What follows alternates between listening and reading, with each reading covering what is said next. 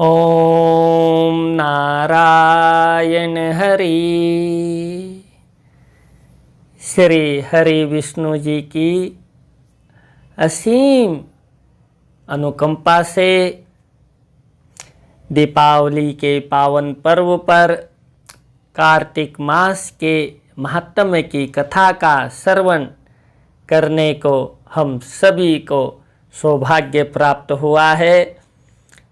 दीपोत्सव की, प्रकाश उत्सव की आप सभी को हार्दिक हार्दिक बधाई हो, बहुत बहुत शुभकामनाएं हो। ईश्वर हमारे जीवन के तमस को, अंधकार को मिटा करके ज्योतिर्मय प्रकाशित कर दे।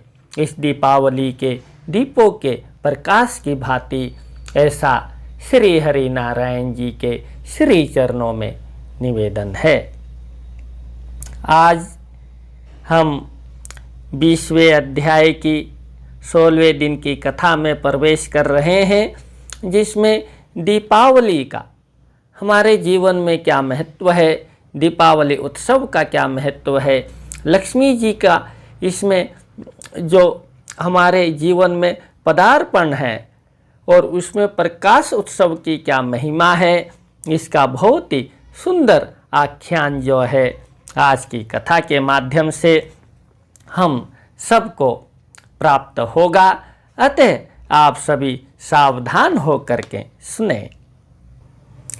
अथ विंशो अध्यायः।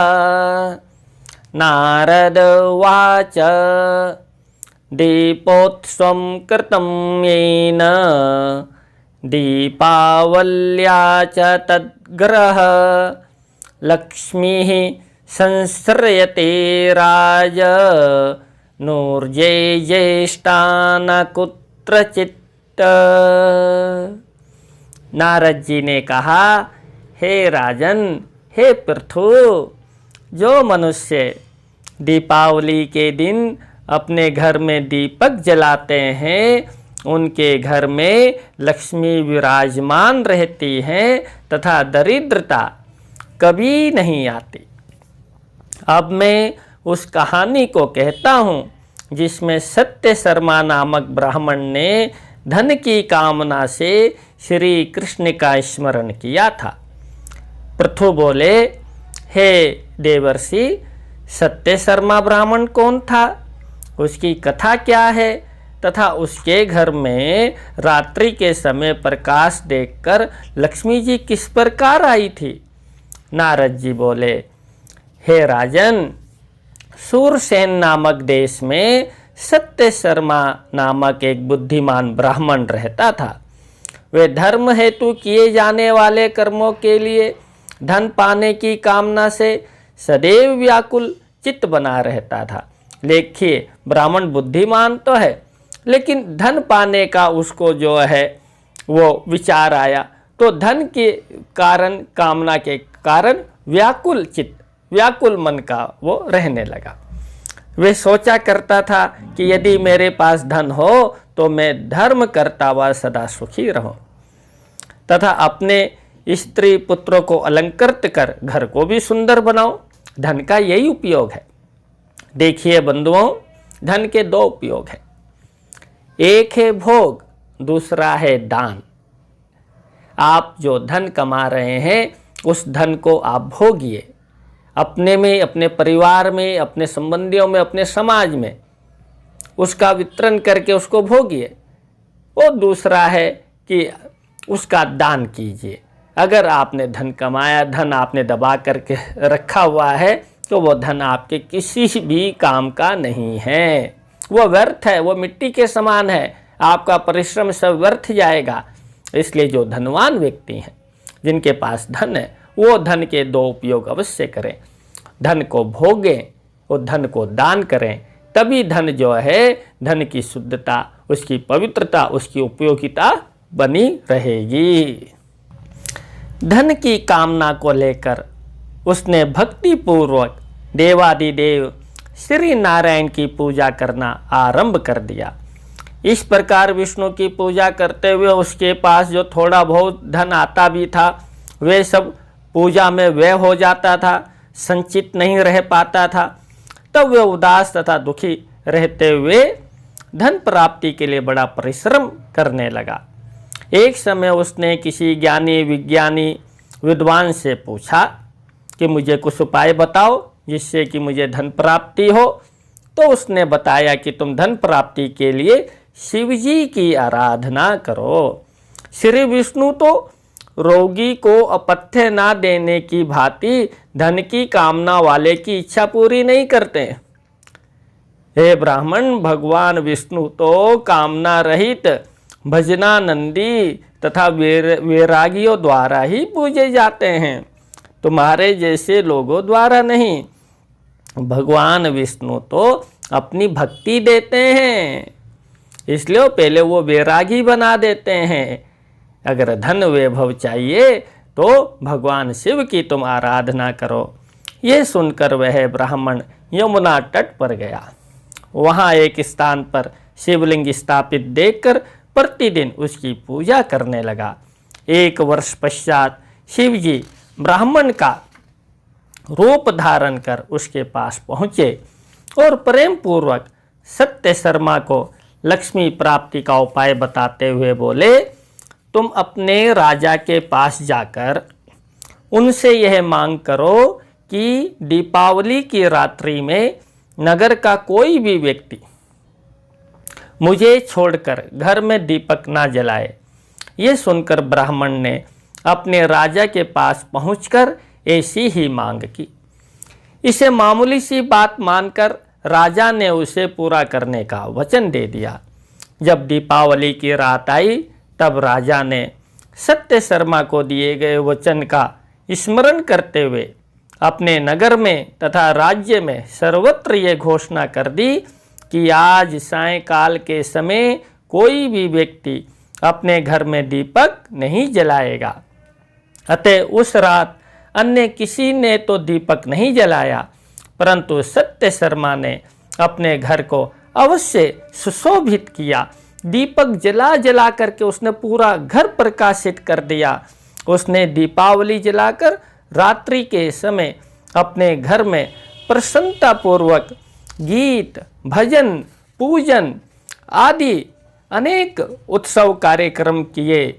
जब वहाँ लक्ष्मी आई और उन्होंने पूरे नगर में अंधेरा ही देखा तो दीपक के प्रकाश से सुशोभित ब्राह्मण के घर के द्वार पर जा पहुँची। वे अपने हाथ में लीला कमल धारण किए हुए थी। वे मन में प्रसन्न होकर मुस्कुराती हुई मनुष्य स्त्री जैसे स्वरूप में ब्राह्मण के घर में प्रवेश करने लगी। उस समय ब्राह्मण ने उनसे यह कहा, हे भद्रे, तुम्हारा पति बड़े कठोर हृदय का है। वह पहले भी किसी पर प्रसन्न नहीं हुआ, अब तुम भी अत्यंत चंचला हो। इस प्रकार संसार में तुम दोनों ही पति पत्नी दोषी हो। अतः तुम मेरे यहाँ मत रहो, किसी अन्य के घर में जाकर के रहो। लक्ष्मी बोली, श्री विष्णु जी शयन कर रहे हैं, ऐसे समय में मैं ही तुम्हारे यहाँ आई हूँ। मैं तुम्हारे घर में स्थायी रूप से रहूँगी, तुम मुझे घर के भीतर जाने दो। ब्राह्मण बोला, यदि तुम 3 पीढ़ी तक मेरे यहाँ रहने की शपथ खाओ तथा मुझे धन के घमंड से, अहंकार से, मद से अंधा ना करो तो हे माता, आप मेरे घर में रहो, अन्यथा नहीं। तब उस देवी ने कहा, तुम विधि पूर्वक मेरा पूजन करो। ब्राह्मण बोला, हे परमेश्वरी, तुम्हारी पूजा के लिए क्या क्या करना चाहिए, इसके उपचार क्या हैं, इसकी पद्धति क्या है, वे सब मुझसे कहो। देखिए, सत्य शर्मा जो ब्राह्मण थे, उन्होंने कितने अपने विवेक से राजा से वह वचन लेकर के अपने घर को दीपों से प्रकाशित किया दीपावली के दिन। और सब जगह अंधेरा होने के कारण लक्ष्मी माता को प्रकाशवान स्थान पर जाना था और सत्यवत जो शर्मा जी ब्राह्मण हैं उनको वचन दे करके वो उनके घर में प्रवेश कर गई हैं। स्थायी रूप से तो लक्ष्मी का आगमन प्रकाश में होता है, उत्सव में होता है, आनंद में होता है, शांति में होता है, स्वच्छता में होता है। ये जो गुण हैं, इन गुणों को हम अपने घर परिवार, अपने जीवन में धारण करें। यदि हम अपने घर परिवार, अपने जीवन में प्रकाश को धारण करेंगे, स्वच्छता को धारण करेंगे, आनंद को धारण करेंगे, प्रेम को धारण करेंगे, तो लक्ष्मी स्वाभाविक रूप से इन गुणों के साथ हमारे पास चिरकाल तक स्थिर रूप से रहेगी। यानी कि लक्ष्मी जी की कृपा, यानी कि जीवन में सुख और समृद्धि और ऐश्वर्य हम सबको प्राप्त होता रहेगा। अब महालक्ष्मी जी अपने पूजन की विधि बता रही है हम सबको, हम भी सावधान होकर के उसको सुने। महालक्ष्मी जी बोली, हे ब्राह्मण, जो मनुष्य कार्तिक मास में सुंदर दीपमालिका सजाकर घी अथवा तिल के तेल से विशेषकर अमावस तिथि को घी के जितने दिए जलाता है, उतने ही 1000 युगों तक वह रुद्रलोक में निवास करता है। हे ब्राह्मण, अमावस के दिन प्रातःकाल स्नान करके, देवता तथा पितरों की पूजा करके, श्राद्ध करके तथा ब्राह्मणों को अनेक प्रकार के भोज्य पदार्थ खिलाएं। सायंकाल के समय दीपमाला करें।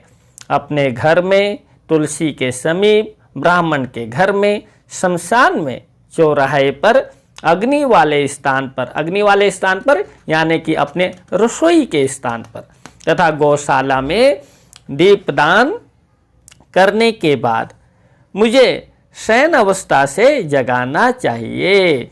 जिस प्रकार पतिव्रता स्त्री नित्य ब्रह्म मुहूर्त में अपने पति से पहले ही उठ जाती है, उसी प्रकार मैं भी अपने पति श्री विष्णु जी के जगने से 12 दिन पहले ही जग जाती हूँ। और वह 12 दिन पहले जो जगना है वह जो है ये कार्तिक अमावस का ही जो है ये शुभ दिन है।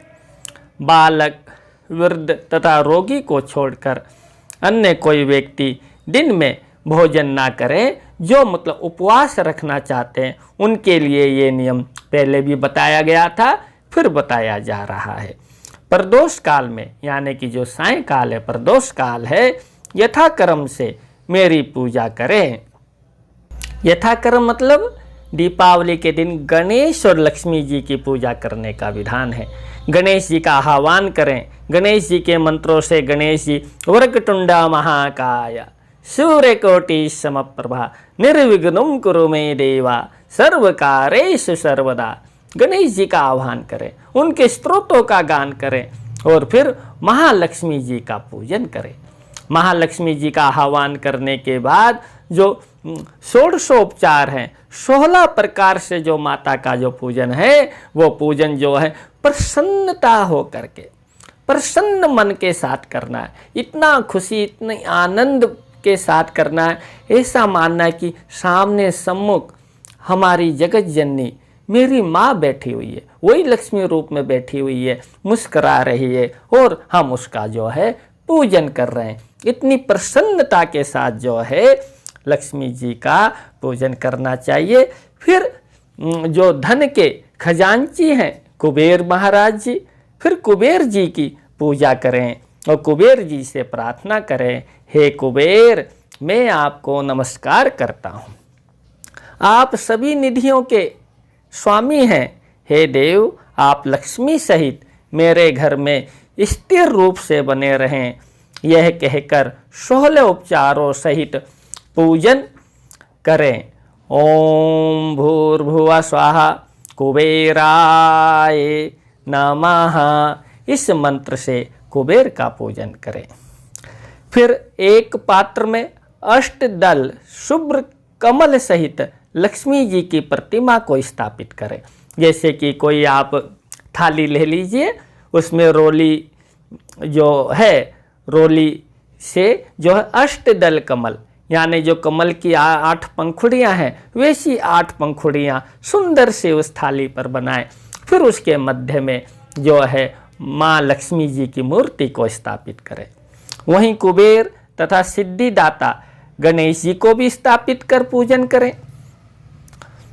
तो इस प्रकार से जो है पूजन करते हुए ओम भूर्भुवस्सुः गणपते नमः इस मंत्र द्वारा षोडशोपचार से गणेश जी के वाहन सहित उनका पूजन करें। तो इस प्रकार से जो है जो लक्ष्मी कमलासन पर विराजमान, देखिए माँ लक्ष्मी का फिर ध्यान करना है। कौन लक्ष्मी?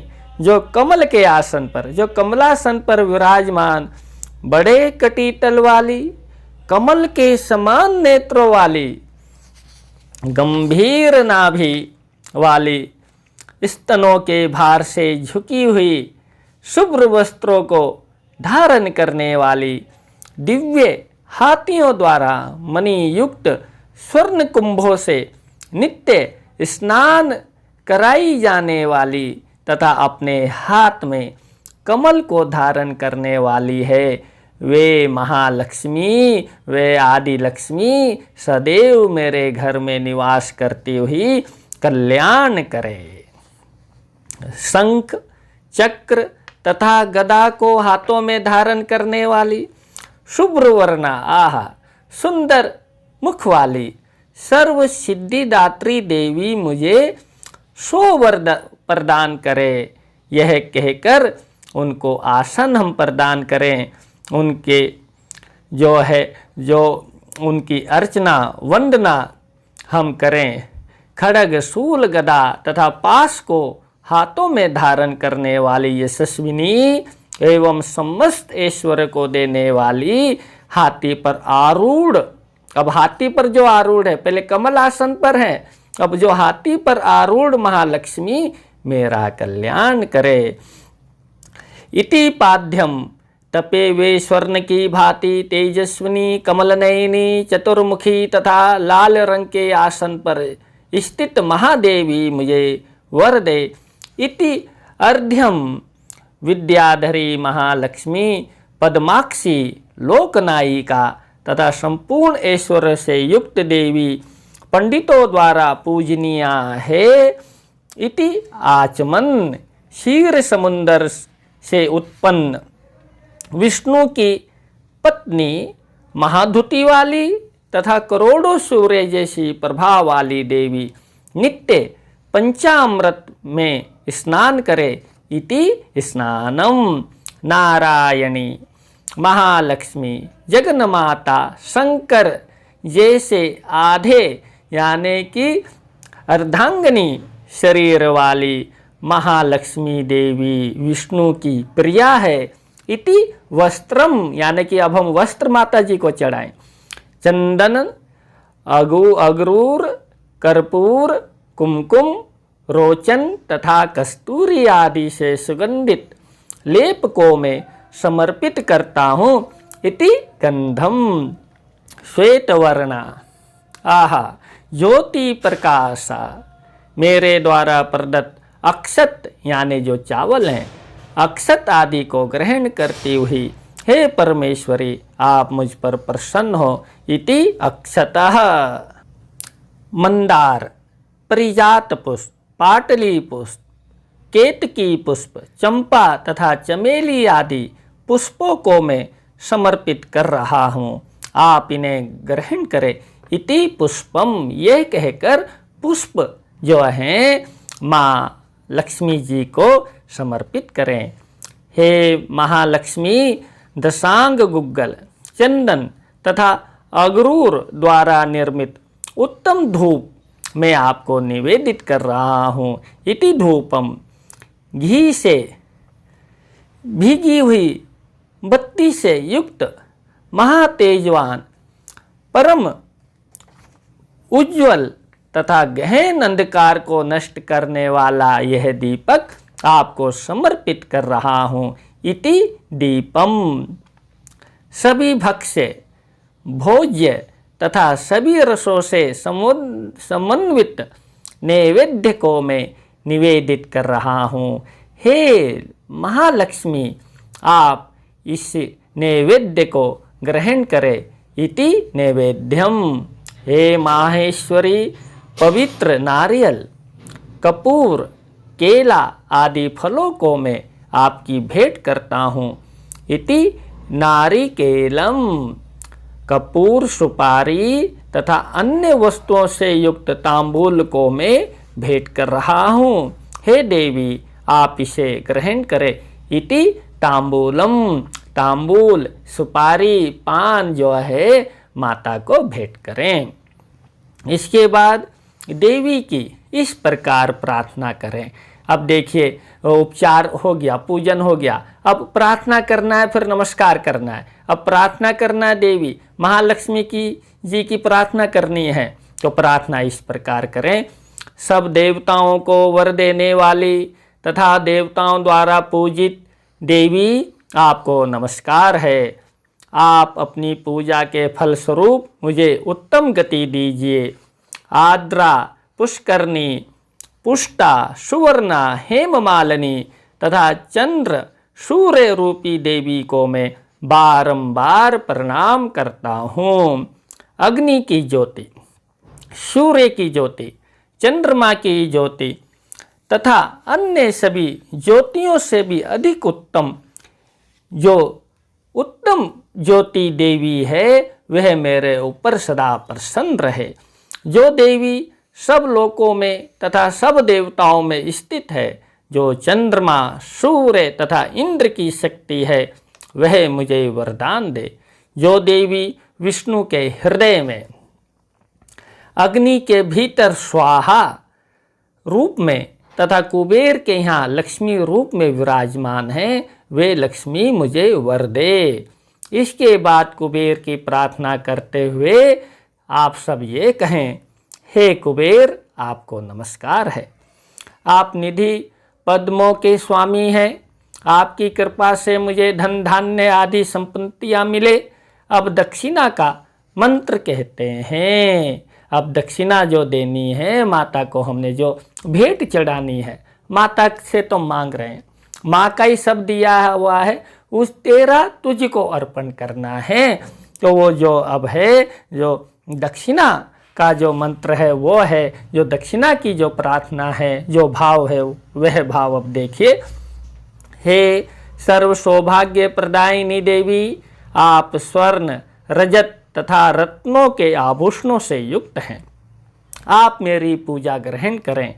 अब लक्ष्मी तथा कुबेर को नमस्कार करने का मंत्र कहते हैं। अब पूजन हो गया, अब नमस्कार करना है। देखिए, हे लोकपाल, आपको नमस्कार है।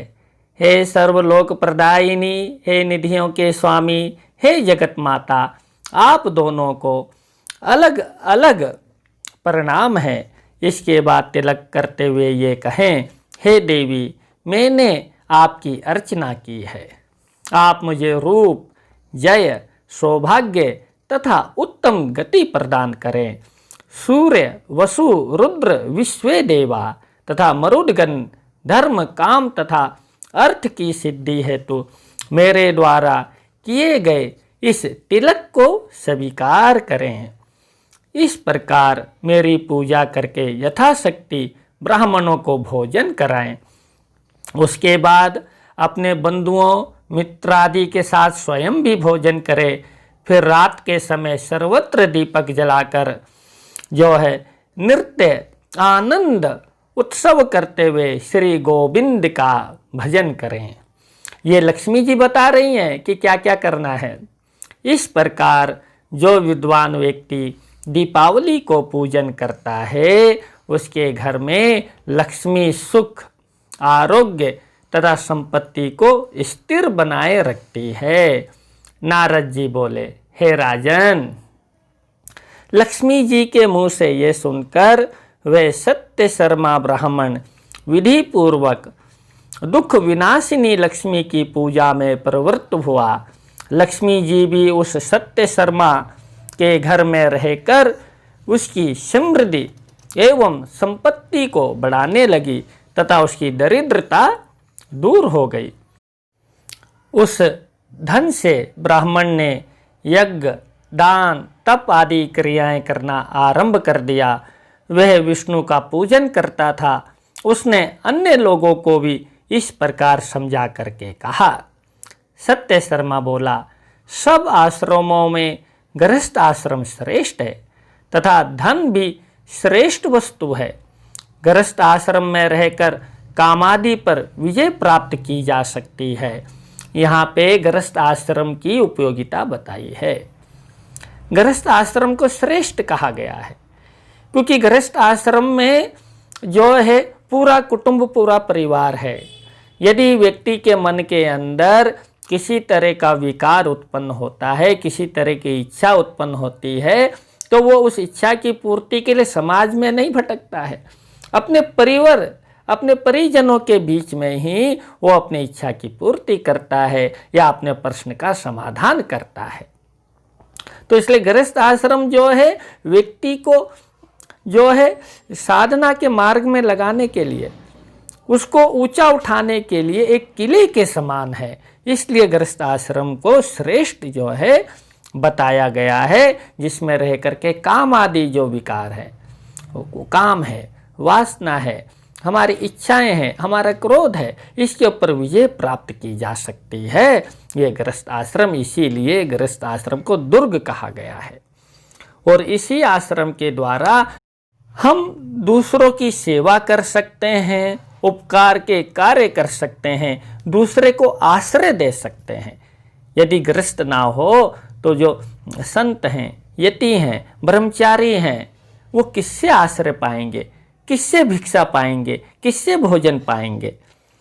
यदि गृहस्थ धनहीन हो तो कुछ नहीं कर सकता है।